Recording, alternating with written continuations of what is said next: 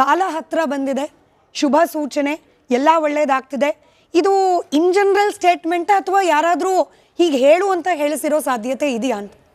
ಸ್ಮಿತಾ ಅವರೇ, ಮೊದಲನೇದಾಗಿ ಈ ಒಂದು ಏನು ಇದು ನಡೀತಾ, ನೀವು ಮೆಗಾ ಸೀರಿಯಲ್ ಅಂತ ಹೇಳಿದ್ರಿ, ಇದು ಹೈಲಿ ಅನ್ಫಾರ್ಚುನೇಟ್ ಮತ್ತು ಒಂದು ರೀತಿಯಲ್ಲಿ ಇದು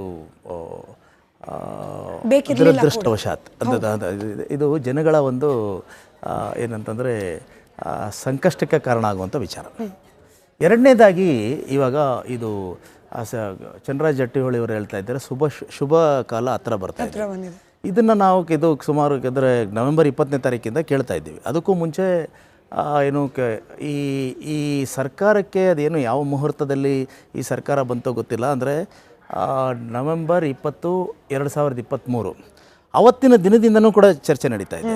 ಇಲ್ಲಿ ಏನಾಗುತ್ತೆ ಅಂದರೆ ಅಲ್ಲಿ ಒಂದು ವಿಷಯ ಬಂತು. ಏನಂದರೆ CM ಸಿದ್ದರಾಮಯ್ಯ ಮತ್ತು DCM DK ಶಿವಕುಮಾರ್ ಅವ್ರ ಮಧ್ಯದಲ್ಲಿ ಅಂದರೆ ಹೈಕಮಾಂಡ್ ಸಮ್ಮುಖದಲ್ಲಿ ಒಂದು ಒಪ್ಪಂದ ಆಗಿದೆ. ಅಂದರೆ 2.5 ವರ್ಷ ಆಗ್ತಾ ಇದ್ದಾಗೆ ಇವರು ಅಧಿಕಾರ ಹಸ್ತಾಂತರವನ್ನು ಮಾಡಬೇಕು ಅಂತ. ಆ ಒಪ್ಪಂದ ಯಾರು ಅದನ್ನು ಇದುವರೆಗೂ ಇದು ಮಾಡಿಲ್ಲ, ಏನಂದರೆ ಅದನ್ನು ಏನು ದೃಢೀಕರಿಸಿಲ್ಲ. ಇವರು ಹೇಳ್ತಾರೆ, ಹೇಳಿದ್ದುಂಟು, ಅವ್ರು ಮಾತು ಕೊಟ್ಟಿದ್ದರು, ಇವ್ರು ನಡೆಸ್ಕೊಳ್ತಾರೆ, ಈ ಥರದ್ದೆಲ್ಲ ಇದೆ. ಆದರೆ ನನಗೆ ಒಬ್ಬ ಕಾಂಗ್ರೆಸ್ನವರೇ ಒಂದು ಮಾತು ಹೇಳಿದ್ರು, ಸರ್ ಆಗಿರೋದಾದರೆ ಒಪ್ಪಂದ ಅದಕ್ಕಿಂತ ಇನ್ನೊಂದು ಥರದ ಒಪ್ಪಂದ ಆಗಿದೆ. ಅದು CM DCM ಅವ್ರ ಮಧ್ಯದಲ್ಲಿ. ಅದೇನಂದರೆ, ನೀವು ಹೀಗೆ ಇರಿ, ನಾನು ಹೀಗೆ ಇರ್ತೀನಿ, ಇಬ್ಬರು ಕಿತ್ತಾಡ್ಕೊಂಡೇ ಇರೋ ಥರ ಮಾಡೋಣ, ನೀವು ಅಲ್ಲಿ ಭದ್ರವಾಗಿರ್ತೀರೋ, ನಾನು ಇಲ್ಲಿ ಭದ್ರವಾಗಿರ್ತೀನಿ ಅನ್ನುವಂಥ ಒಂದು ಪರಿಸ್ಥಿತಿ ಇದೆ. ಅದೇನಂತಂದರೆ, ಈಗ ನೋಡಿ DK ಶಿವಕುಮಾರ್ ಅವರು DCM ಆಗಿದ್ದಾರೆ, KPCC ಪ್ರೆಸಿಡೆಂಟ್ ಆಗಿದ್ದಾರೆ. 2 ಲುಕ್ರೇಟಿವ್ ಪೋರ್ಟ್ಫೋಲಿಯೋಸ್ ಇದೆ, ಒಂದು ವಾಟರ್ ರಿಸೋರ್ಸಸ್, ಇನ್ನೊಂದು ಬೆಂಗಳೂರು ಅರ್ಬನ್. ಈಗ ಇವರು ಎಲ್ಲ ಪೊಸಿಷನ್ ಮೇಲೆ ಕಣ್ಣಿಟ್ಟವರಿದ್ದಾರೆ. ಸತೀಶ್ ಜಾರಕಿಹೊಳಿ ಅವರು ಮುಂಚೆಯಿಂದನೇ DCM ಮತ್ತು KPCC ಪ್ರೆಸಿಡೆಂಟು, ಈ ಥರದ್ದೆಲ್ಲ ಇತ್ತು. ಈಗ ಗಲಾಟೆ ಮಾಡದೆ ಬಿಟ್ಟರೆ ಇದು ಹೋಗುತ್ತೆ ಅಂತ ನಾನು ಹೇಳ್ತಾ ಇರೋದಲ್ಲ, ಅವ್ರ ವಿಷಯ, ಅವ್ರ ಪಾರ್ಟಿಯವ್ರದ್ದು ವಿಶ್ಲೇಷಣೆ ಹೇಳ್ತೀನಿ. ಇದು ಹೋಗುತ್ತೆ. ಇದು ಈ ಗಲಾಟೆನೇ ಮಾಡ್ತಾ ಇದ್ದರೆ ಇದು ಇರುತ್ತೆ. ಆಮೇಲೆ ಇವರು CM ಅವರು ಕಳ್ಕೊಳ್ಳೋದು ಏನಿಲ್ಲ, CM ಮುಂದುವರಿತಾರೆ. Each and every day is a bonus. ಈಗ ಆಗಿರೋ ಒಪ್ಪಂದ ಅದಾಯ್ತೋ ಇಲ್ವೋ ಗೊತ್ತಿಲ್ಲ, ಈ ಒಪ್ಪಂದ ಆದಂಗಿದೆ ಅಂತ ನಾನು ಹೇಳ್ತಾ ಇರೋದಲ್ಲ, ಪ್ರಾಕ್ಟಿಕಲಿ ನಂಬೋಕೆ ಅರ್ಹ ಅನ್ನೋ ರೀತಿಯಲ್ಲಿ. ಯಾಕಂದ್ರೆ ಹೀಗೆ ಮುಂದುವರಿಯೋಣ. ಈಗ ಏನಂತಂದ್ರೆ DCM ಅವರು ಎಲ್ಲ ಸರಿ ಹೋಯ್ತು ಅಂತ ಸುಮ್ಮನೆ ಕೂತ್ಕೊಂಡ್ರೆ ಫಸ್ಟ್ ಏನು ಮಾಡ್ತಾರೆ, PCC ಪ್ರೆಸಿಡೆಂಟಿಗೆ ಕೇಳ್ತಾರೆ, ಆಮೇಲೆ DCM ತೆಗಿತಾರೆ, ಆಮೇಲೆ ಕ್ಯಾಬಿನೆಟ್ದು ಪೊಸಿಷನ್ ಏನಾಗುತ್ತೋ ಗೊತ್ತಿಲ್ಲ. ಹಿಂಗಿರುವಾಗ ಹೀಗೆ ಇರೋಣ. ಆಮೇಲೆ ಇದು ಸರ್ಕಾರದಲ್ಲಿ ಇವ್ರ ಪೊಸಿಷನ್ನು ಸ್ಟ್ರಾಂಗ್ ಇದೆ, ಹೇಗಿದ್ರು CM ಅವ್ರು ಹೇಗಿದ್ದಾರೆ, ಈ ಥರದ್ದು ನಡೀತಾ ಇದೆಯಾ ಅಂತ ನಾನು ಹೇಳ್ತಾ ಇರೋದಲ್ಲ. ಇದು ಇಬ್ಬರಿಗೂ CM DCM ಅವ್ರಿಗೆ ಈ ಮೂಲಕ ಒಂದು ಅಲರ್ಟ್ ಕೂಡ ಆಗಬಹುದು. ಇದು ನಿಮ್ಮ ಪಕ್ಷದೊಳಗಡೆ ನಡೀತಾ ಇದೆ. ಈಗ ನೀವು ಮಾಡ್ತಾ ಇರೋಂಥ ಈ ಕೆಲಸದಿಂದ ಈ ಥರದ ಒಂದು ಸ್ಪೆಕ್ಯುಲೇಷನ್ಗೆ ಆಸ್ಪದ ಆಗ್ತಾ ಇದೆ. ಅದು ನಿಮ್ಗೆ ಒಳ್ಳೇದಾ, DCM ಅವ್ರಿಗೆ ಒಳ್ಳೇದಾ, ಅಥವಾ ಪಾರ್ಟಿ ಅವ್ರಿಗೆ ಒಳ್ಳೇದಾ? ಸೊ ಹೀಗೆ ಈಗ ರಾಹುಲ್ ಗಾಂಧಿ ಅವ್ರದ್ದು ನೋಡಿ, ಅವ್ರದ್ದೇ ಆದಂಥ ತಾಪತ್ರಯಗಳಿವೆ. ಅವರು ನ್ಯಾಷನಲ್ ಪಾಲಿಟಿಕ್ಸ್ ಮಾಡಬೇಕು. ಆ ನ್ಯಾಷನಲ್ ಪಾಲಿಟಿಕ್ಸ್ ಮಾಡೋದಕ್ಕೆ ರಿಸೋರ್ಸಸ್ ಮೊಬಿಲೈಸ್ ಮಾಡಬೇಕು. ಈಗ ಅಸ್ಸಾಂ ಚುನಾವಣೆ ಬಂದಿದೆ, ವೆಸ್ಟ್ ಬೆಂಗಾಲ್ ಚುನಾವಣೆ ಬಂದಿದೆ, ಕೇರಳ ಇದೆ. ಆಮೇಲೆ ಕೇರಳ, ಅಸ್ಸಾಂ ಅಂತೂ ಅವ್ರಿಗೆ ಭಾಳ ಇಂಪಾರ್ಟೆಂಟ್. ಯಾಕಂದರೆ ಕಾಂಗ್ರೆಸ್ಗೆ ಅಲ್ಲಿ ಸ್ಟೇಕ್ಸ್ ಆರ್ ಹೈ. ಇಂಥ ಸಮಯದಲ್ಲಿ ಅದನ್ನು ಅವ್ರು ಫೋಕಸ್ ಮಾಡಬೇಕಾ, ಇದನ್ನು ಇದು ಮಾಡ್ಕೊಂಡು ಕೂತ್ಕೋಬೇಕಾ? ಒಂದು. ಎರಡನೇದು, ಈಗ ಭಾಳ ಕಾಂಗ್ರೆಸ್ನಲ್ಲಿ ಇರುವಂಥದ್ದು ಏನಂತಂದರೆ, ಸಿದ್ದರಾಮಯ್ಯ ಅವ್ರನ್ನ ತೆಗೆಯೋದಕ್ಕೆ ವ್ಯಾಲಿಡ್ ರೀಸನ್ ಏನಿದೆ, ಇದೊಂದು ಮಾತು ಅನ್ನೋದನ್ನು ಕೊಟ್ಟಿರೋದನ್ನು ಬಿಟ್ಟರೆ.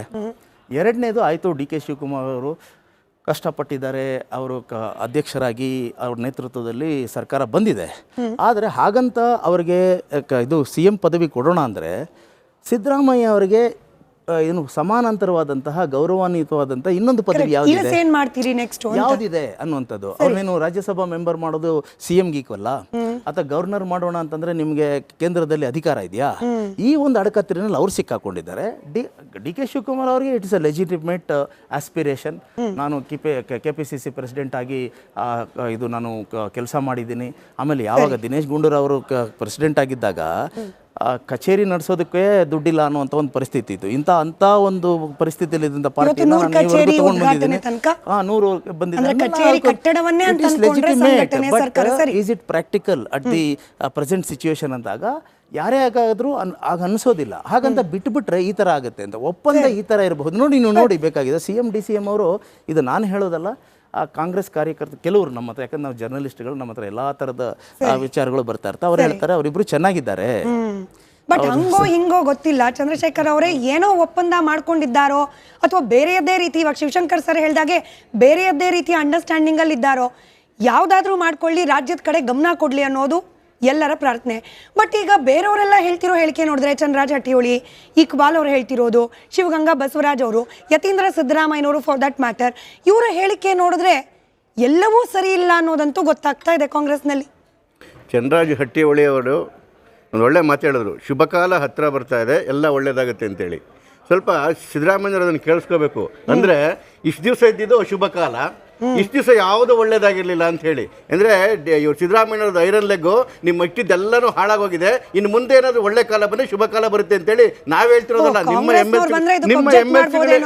ಎಮ್ ಎಲ್ ಸಿಗಳು ಒಳ್ಳೆ ಕಾಲ ಅಂತ ಹೇಳಿರ್ಬೋದು, ವೈಯಕ್ತಿಕವಾಗಿ ಯಾರಿಗೆ ಗೊತ್ತು. ರಾಜ್ಯಕ್ಕೆ ಒಳ್ಳೆ ಕಾಲ ಅದು. ಅದನ್ನ ಸಿದ್ದರಾಮಯ್ಯವ್ರು ಅರ್ಥ ಮಾಡ್ಕೋಬೇಕು. ಎಂಥ ಅಶುಭ ಕಾಲಕ್ಕೆ ನಿಮ್ಮ ಕಾಲದಲ್ಲಿ ಕಾಲಿಟ್ಟ ಮೇಲೆ ಆಗೋಯ್ತು ಅಂತ ಹೇಳಿ. ನೋಡಿ, ಜನ ತುಂಬ ಎಕ್ಸ್ಪೆಕ್ಟೇಷನ್ ಇಟ್ಕೊಂಡಿದ್ದಾರೆ. ಹಾದಿ ಬೀದಿಲಿ ಕಿತ್ತಾಡಿ ಅವ್ರ ಮುಂದೆ ನಗೆಪಾಟ್ಲಿಗೆ ಈಡಾಗಬಾರ್ದು. ಇದು ನಾನು ಹೇಳಿರೋ ಮಾತಲ್ಲ, ಇವತ್ತು ಜಿ ಪರಮೇಶ್ವರ್ ಅವ್ರು ಹೇಳಿರೋ ಮಾತು. ಅದ್ರ ಅರ್ಥ ಏನು, ಜನ ತುಂಬ ಆಸೆ ಇಟ್ಕೊಂಡಿದ್ರು.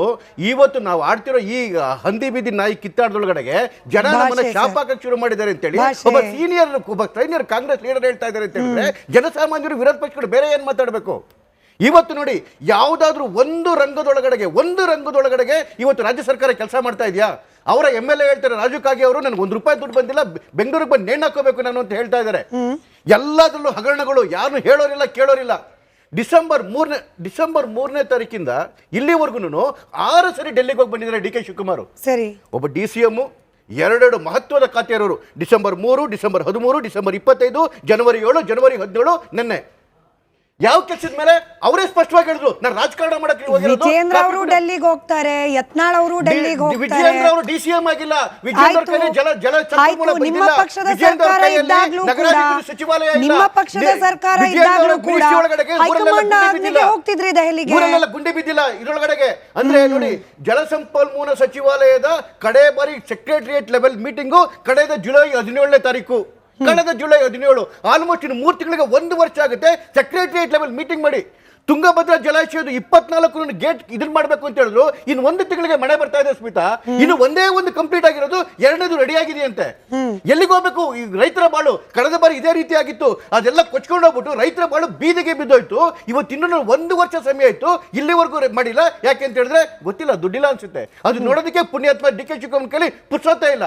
ಇಂತಹ ಪರಿಸ್ಥಿತಿ ಒಳಗಡೆಗೆ ರಾಜ್ಯವನ್ನು ಬೇಯಕ್ಕೆ ಬಿಟ್ಬಿಟ್ಟು, ರಾಜ್ಯವನ್ನು ದಿವಾಳಿ ಮಾಡಕ್ಕೆ ಬಿಟ್ಬಿಟ್ಟು, ನನ್ನ ಕುರ್ಚಿ ಅಂತ ಇದು ಮಾಡ್ತಿದ್ದಾರಲ್ಲ ನೋಡಿ. ಈಗ 54 ಜನ ಫಸ್ಟ್ ಫಾರಿನ್ ಟೂರ್ ಹೊರಟ್ರು. ಅದಾದ್ಮೇಲೆ ಸುರ್ಜೇವಾಲಾ ಮಾತಾಡಿದಂತೆ ಹೀಗಾಗಿ ಇವತ್ತು 28 ಜನ ಆಗಿದೆ. ಈಗ 28 ಜನರ ಬಾಯಲ್ಲಿ ಬರ್ತಿರ್ತಕ್ಕಂಥ ಭಾಷೆ ಏನು? ಇವತ್ತು ಪಟ್ಟಣ ಶೆಟ್ಟಿ ಹೇಳಿರೋದು, ವಿದೇಶಕ್ಕೆ ನಾವೇನು